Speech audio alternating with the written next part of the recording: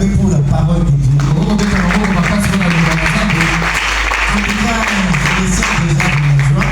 Je n'ai pas déjà commencé à parler. Ici, c'est David qui dit ça. Il dit les fils sont un héritage à l'éternel. Mais pour nous, c'est une récompense. Vous voyez, lorsque vous vous mariez, et si les enfants ne viennent pas, ça devient compliqué. Si vous avez beaucoup de biens, sans enfants, c'est compliqué. Il ajoute, il dit que c'est comme des flèches d'un guerrier. Un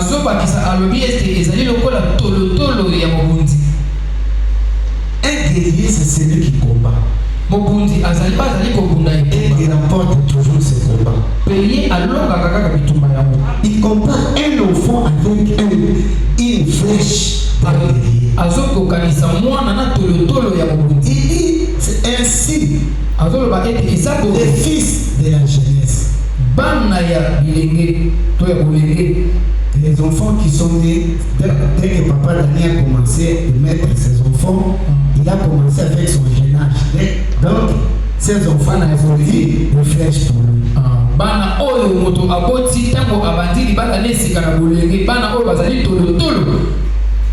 Il dit, heureux celui qui a rempli son carquois.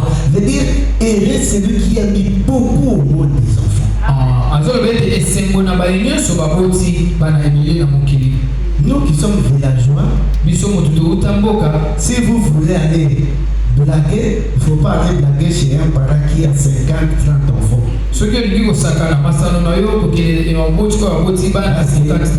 Dès que vous commencez à chamailler contre leur papa, ceux qui sont vraiment enragés, ils ne doivent même pas vous laisser une minute. Il sera par terre. Et les autres vont demander qu'est-ce qu'il a fait. Il vous laisse jouer de notre cœur. Aujourd'hui, si vous voyez des maisons ici, il y a aussi des maisons qui sont achetées par les enfants. Un enfant a acheté pour son papa. C'est pourquoi David a dit que c'est celui qui a rempli son carquois. Une situation comme ça, il ne sera pas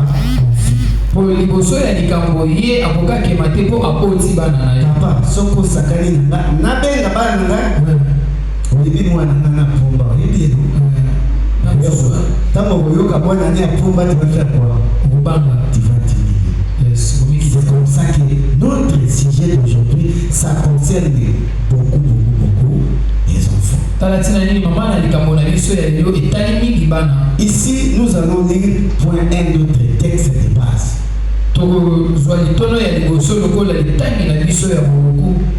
C'est connu de tout le monde ici. Ça ne sert même pas à lire la Bible. C'est dans les livres des Éphésiens. Papa Daniel déjà. Chapitre 6. Verset 1 à 3. Éphésiens chapitre 6, verset 1 à 3. C'est facile. Enfants, obéissez à vos parents selon le Seigneur, car cela est juste. Amen. Honore ton père et ta mère. C'est le premier commandement avec une promesse, afin que tu sois heureux et que tu vives longtemps sur la terre. Amen. On peut acclamer quand même la parole. Parce que c'est un secret que beaucoup de nous ignorent. Mais nous ne pouvons pas parler des enfants sans citer les parents. C'est pourquoi nous allons aborder notre deuxième point, les sacrifices des parents.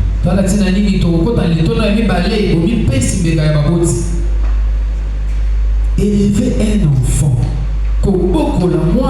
depuis la grossesse jusqu'à ce que cet enfant va devenir ministre, général, Moi, na oyo akokoma monyampala professeur monene akomo tangisi etelo médecin akomi monganga monene. je vous dis ce n'est pas facile. Nozoloba na bino ezali petite. Les mamans sont témoins et les papas. C'est pas facile. Baboti nyonso bazali ba témoin Tu as 10 000 francs. ozali na 10 000 francs. Madame t'appelle dit qu'ici, il y a plus de Sénégal.